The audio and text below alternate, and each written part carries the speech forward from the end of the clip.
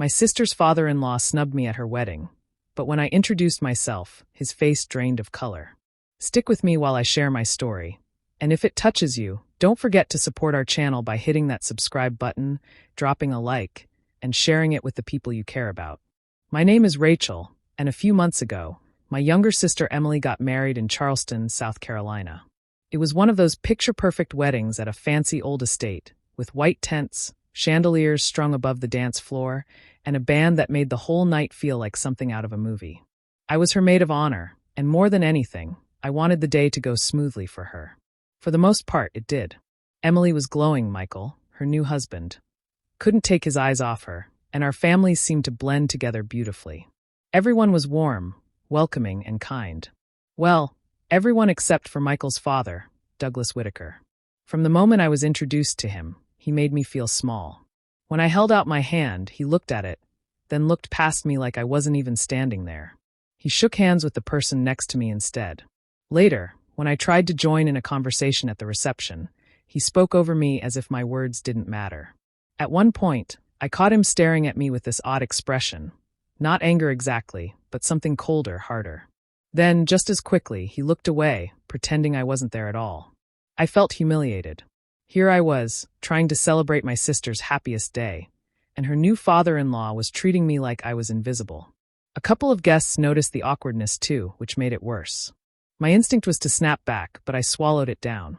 This was Emily's day, not mine, and I wasn't about to cause a scene. Still, something about Douglas's behavior didn't feel like ordinary arrogance. I'd met plenty of rude people before, and this was different. It wasn't just that he was ignoring me. It was the look in his eyes when he did. Like my very presence unsettled him, like he recognized me from somewhere he shouldn't have. And that strange fear in his expression? At the time, I had no idea what it meant. But later, I'd learn exactly why my name made him turn pale. A few weeks before the wedding, Emily and I sat in her kitchen, sipping coffee while she nervously played with her engagement ring. She leaned closer and told me quietly that Michael's father, Douglas, could be a proud, old-fashioned man. She warned me not to take it personally if he came across as harsh, because that was just how he was. I tried to laugh it off, telling her I'd met difficult people before, but inside, something about her tone unsettled me. It didn't sound like she was simply preparing me for an awkward introduction. It sounded like she was bracing me for someone who could sour even her happiest day. As Emily talked more, she admitted that Michael's relationship with his father wasn't warm. Douglas had always been controlling, always finding fault in his son's choices. Whether it was the career he pursued, the house he bought, or the woman he chose to marry, nothing seemed good enough. Michael didn't often say much about it, but Emily had seen the tension firsthand. She told me there had been more than a few arguments that ended with Michael walking away, refusing to give his father the satisfaction of a fight.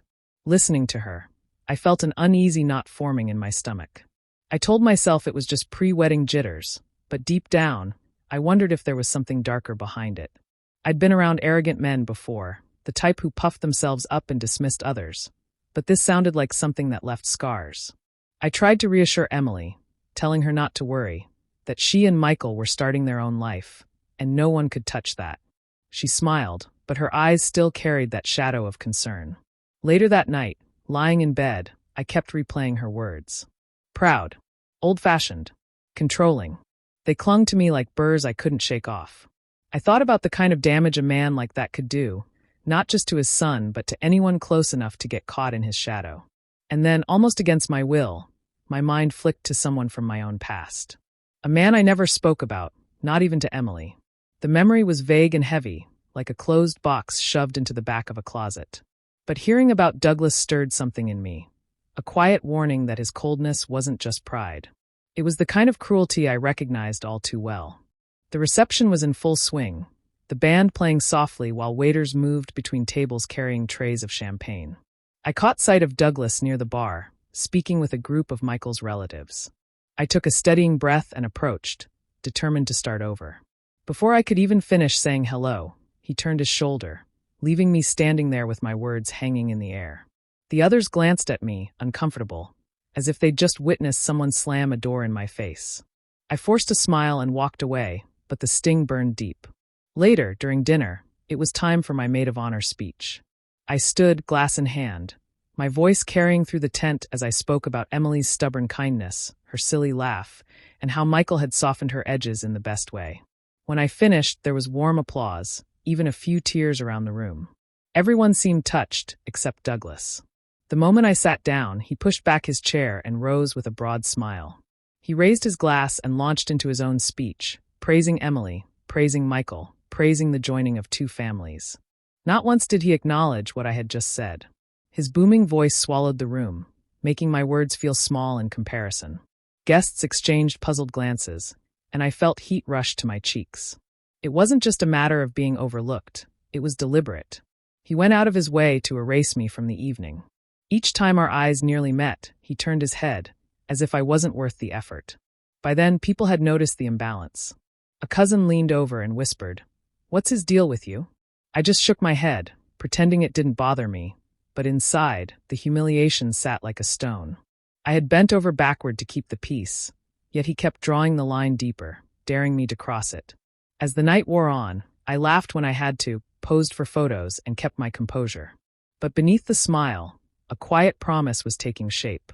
Before this evening ended, I would look Douglas in the eye and make him acknowledge me, no matter what it took. The evening was winding down, and I finally saw my chance.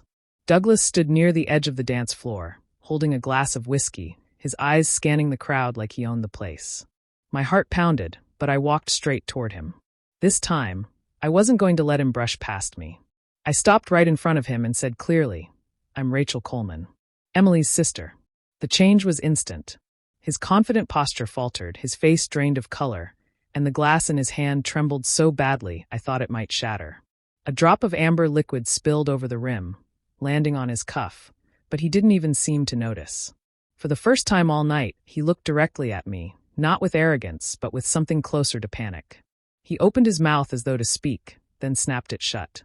After a beat of silence, he muttered a shaky excuse about needing to check on something and hurried away without another word. The people standing nearby caught the whole scene. One woman's eyes widened and another guest whispered, "What was that about?" Heads turned in my direction, their curiosity prickling the back of my neck. I tried to steady my expression, but inside, confusion swirled like a storm. It wasn't the reaction of a man who simply disliked me. This was different. His fear was raw, almost instinctive, as if my name itself carried weight he couldn't bear. I stood frozen for a moment, staring after him as he slipped into the crowd, his shoulders rigid, his movements jerky. I had expected indifference, maybe even another cruel dismissal. Instead, he had looked like he'd seen a ghost. I replayed the moment in my head again and again, searching for an explanation. Why would my name, nothing more than Rachel Coleman, shake him to his core? The laughter and music around me felt distant, muffled, like I was underwater. Everyone else returned to their drinks and chatter, but I couldn't shake the image of Douglas's pale face and trembling hand. That single exchange planted a question in me that refused to rest. Something in my identity unsettled him, and I was determined to find out why. In the days after the wedding, I couldn't stop thinking about Douglas's face, the way it drained of color the moment I said my name. There was something beneath his arrogance, a fear I couldn't yet understand. I kept replaying every interaction in my mind, searching for a clue, a reason, anything that would explain his reaction. It gnawed at me, an invisible weight I couldn't ignore. Determined to find answers, I reached out to my Aunt Marjorie, who had always seemed to know more than she let on. We met at a quiet cafe, away from prying eyes. I explained everything, how he had ignored me, the sudden terror in his expression, the way he seemed desperate to disappear. Marjorie listened carefully, then paused, her eyes widening. "I think it's time you knew," she said softly, her voice tinged with sorrow. She told me a secret I had never expected. Years ago, Douglas had been involved with my mother when she was very young. It hadn't been a brief fling. It had been an affair that left her broken and abandoned. The truth hit me like a jolt. Douglas wasn't just a distant, arrogant man at the wedding. He had caused deep pain in my family long before I even existed. Suddenly, everything clicked. His coldness, his snubbing, his refusal to acknowledge me. It wasn't casual disdain. It was recognition. Fear. The man who had hurt my mother now saw me standing in front of him, a living reminder of the past he had tried to bury. Worse, he had tried to erase me entirely, as if pretending I didn't exist could undo the consequences of his actions. I felt a mix of anger and clarity. I realized his pale reaction had been real terror, a crack in the mask he wore for the world. The same man who had left scars on my mother's life now faced me, and I wasn't going anywhere. For the first time, I understood my power, not just in confronting him, but in reclaiming a piece of my family's dignity that had been denied for far too long. I couldn't hold it in any longer. I needed answers straight from the source, my mother. That evening, I found her in the kitchen, wiping dishes, her hands trembling slightly. "Mom," I began, my voice tight, "I need to know everything about Douglas. Why did he react that way at Emily's wedding?" She froze, a deep sigh escaping her lips. Her eyes filled with tears, and I knew immediately that the truth I sought was heavy. Slowly, she sat me down and began to speak, her voice breaking as she admitted the past I had only begun to sense. She confirmed everything. Douglas had been involved with her when she was barely out of her teens. She had carried the shame, the heartbreak, and the weight of abandonment alone for decades. Through her trembling explanation, I learned why she never told Emily or me. She wanted to shield us from his cruelty, from the man who had once so carelessly shattered her life. I could see the pain etched in her face, the years of silent suffering. The realization hit me like a punch. Not only had Douglas abandoned my mother, but now, years later, he had the audacity to dismiss me, to act as if I didn't exist at my sister's wedding, the day that should have been joyful. I felt a storm of emotions swirling inside me. Betrayal, disbelief, anger, and a heartbreak so sharp it made my chest ache. It wasn't just about him ignoring me. It was about the years of pain he had inflicted on my family, pain that had echoed through our lives silently. And now, Emily and I were bound by marriage into the very same family, connected to the man who had caused such destruction. A chilling awareness settled over me. This wasn't just personal humiliation at a wedding. It was a confrontation with the consequences of history repeating itself. Rage mixed with grief, fueling a determination I hadn't felt before. I realized I couldn't let this stand. I needed to reclaim our dignity, to protect my family, and to ensure that the man who had hurt us so profoundly could no longer threaten the life and happiness we were building. The moment of clarity was sharp, terrifying, and strangely empowering. I now knew what had to be done. I knew that losing my temper wouldn't accomplish anything. Acting in the heat of the moment would be satisfying briefly, but it wouldn't change the reality I now faced. Instead, I chose patience. I decided that if I was going to confront Douglas, it would be on my terms, calculated, undeniable, and public enough that no one could dismiss it. I began piecing together the man behind the polished exterior. Whispers, old news articles, and quiet hints from family acquaintances started to form a pattern. There were questionable deals, unexplained financial shifts, and a history of deceit hidden behind his respectable facade. More disturbing were the stories of women he had entangled himself with, relationships left broken in his wake. The more I uncovered, the more I realized how much power I could wield simply by knowing the truth. I worked in silence, meticulously documenting every detail. Every paper, every digital trace, every corroborated story was another piece of armor I would carry into the moment when Douglas could no longer hide. It wasn't about revenge in the petty sense. It was about revealing the reality he had always tried to bury. Meanwhile, I maintained my usual composure around Emily and Michael. I smiled, I helped with wedding follow-ups, I acted like everything was normal. They had no idea that behind my calm exterior, I was quietly preparing. It was strange to live this double life, polite and unassuming in front of them, relentless and strategic in private, but I knew it was necessary. They couldn't be aware, or the impact would be diminished. As the days passed, my confidence grew. Each discovery, each fact, strengthened my resolve. I wasn't just collecting evidence. I was mapping a path, laying out a sequence that would leave him exposed in a way he could never escape. Every detail of his past misdeeds became a tool. Every hidden truth a weapon I carried carefully, patiently, waiting for the right moment. And through it all, I reminded myself of one thing. This wasn't about anger.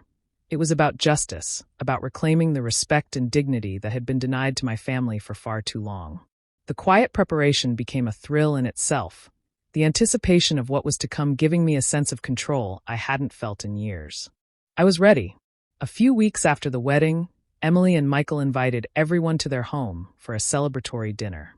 I arrived as usual, calm and composed, while Douglas sauntered in with that smug, self-assured grin. He acted as if I weren't even in the room, chatting freely with guests and avoiding eye contact with me entirely. For a moment, I let him enjoy his illusion of control. It made what I had planned feel even more satisfying. I took my seat, observing the room and letting the chatter fill the air. The table was warm and festive. Glasses clinked, laughter floated across the space, and everyone was distracted by the joy of the evening. I waited patiently, allowing the atmosphere to lull him into complacency.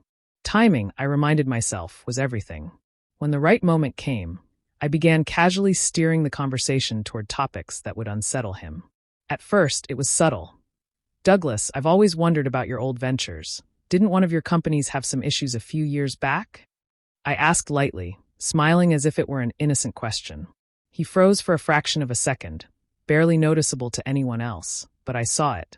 I pressed on, weaving in mentions of names he'd tried to keep quiet, incidents that hinted at personal entanglements, and whispers of decisions he hadn't wanted public. Each question was measured, delivered with a tone of curiosity rather than accusation, drawing him deeper into a corner. He shifted in his seat, glanced around the table, and avoided my gaze, but I knew. He knew I knew. The room remained seemingly cheerful, but the tension between us was electric. My questions were small, harmless on the surface, but each carried the weight of proof and scrutiny. Douglas's composure began to crack. A bead of sweat formed on his temple, his hand tightened around his fork, and his laughter sounded forced. I continued, unfazed, letting him feel the full weight of what he'd tried to ignore. The more he realized how much I understood, the more his smug facade melted away. By the time dessert arrived, the shift was unmistakable. He was nervous, uncomfortable, and acutely aware that the tables had turned. For the first time, I saw him exactly as I had imagined, vulnerable, exposed, and completely aware that I held the upper hand. The evening, which had begun as a simple family celebration, had quietly become the stage for his unraveling, and I hadn't even raised my voice. By the time the main course was finished, I knew it was time. I could feel the energy in the room, the laughter and chatter masking the tension I had been building carefully for weeks. I set my glass down and spoke, calm but deliberate. "Douglas, there's something you've been avoiding for a long time," I said, letting my gaze meet his directly. I laid out the story, piece by piece, without letting emotion cloud my words. I recounted the truth my mother had finally shared with me, how he had abandoned her after their relationship, leaving wounds that had never healed. I told everyone that his actions years ago had shaped so much of our family's pain, the silent grief and frustration that had lingered behind closed doors. Then, I produced the documents I had gathered in secret. Contracts, letters, records of questionable transactions. They all spoke to the man he had tried to portray as impeccable. I explained the discrepancies and connections, revealing the trail of decisions and deceptions he had left in his wake. The room went quiet. Emily's hand found mine, her eyes wide with disbelief. Michael's face darkened, a mixture of shock and anger. He finally spoke, his voice firm, siding with me completely, expressing the disgust we all felt toward his father's actions. Douglas tried to respond. He opened his mouth, stammered, and faltered, attempting denials that fell flat against the evidence I had presented. I stayed composed, letting the proof speak louder than any argument. I watched as his face, once smug and untouchable, became ashen. He shifted uncomfortably, unable to find words that could repair the damage already done. The atmosphere shifted from polite celebration to chaos. Guests whispered, some stared in shock, others in discomfort. Douglas realized the game was over, that his carefully constructed image had crumbled before everyone he cared about, or at least those he wanted to impress. Finally, unable to endure the scrutiny, the weight of exposure, and the collective judgment, he stood abruptly, muttering excuses, and left the house in disgrace. The sound of the door closing behind him felt final, decisive. I exhaled slowly, feeling the tension leave my body. The truth was out, the deception unmasked, and justice, quiet, measured, undeniable, had been served. For the first time, I felt a sense of relief and power, knowing the humiliation I had suffered and the family wounds that had been ignored for so long were finally acknowledged and confronted. After the confrontation, the atmosphere in the house felt different, charged, tense, yet strangely liberating. Emily pulled me aside, her expression resolute. "I can't believe he did all this," she said quietly. "I don't want anything to do with him anymore." I nodded, relief washing over me. My sister, who had once been caught in the middle of his arrogance and cruelty, had finally chosen our side. She was willing to cut ties completely, to reclaim the boundaries Douglas had tried to ignore. Michael's stance surprised no one who knew him well. He looked at his father with unflinching clarity, then turned to me and Emily. "Family is here, with us," he said, his voice steady. "I won't let his past or his arrogance dictate my life." He, too, severed connections, leaving Douglas isolated. For the first time, the man who had commanded so much attention and fear in our family was alone, stripped of influence and respect. I felt a quiet vindication settle over me. The humiliation I had endured at the wedding, the glaring avoidance, the disrespect, the audacity to dismiss me in front of everyone, had been balanced. Not with anger or petty spite, but through careful planning, patience, and truth. Douglas's downfall was a mirror of his own choices. The facade he had maintained for decades had crumbled under the weight of facts I had gathered and courage I had mustered. Yet, even as satisfaction stirred within me, I realized this wasn't about revenge in its rawest form. It wasn't about seeing him suffer for my own amusement. It was about restoring the dignity that had been denied to my family for years, about ensuring that respect, honesty, and truth were recognized. The humiliation, the pain, and the secrets that had been buried finally had a voice. I looked around at Emily and Michael, at the life we were building together, and I felt a sense of control I had never known before. The past no longer held power over us. Douglas's presence or absence no longer dictated our choices, our emotions, or our relationships. I allowed myself a small, grim smile, a recognition of the balance now restored. He had underestimated me, thought my presence could be ignored, my existence erased. But I had turned that illusion into reality. I whispered it quietly to myself, a chilling affirmation. He thought ignoring me would erase me. Instead, I erased him. Do you think I did the right thing by exposing him and cutting ties? Or should I have given him another chance? I'm really curious to hear your thoughts. Subscribe and hit the bell for more stories like this.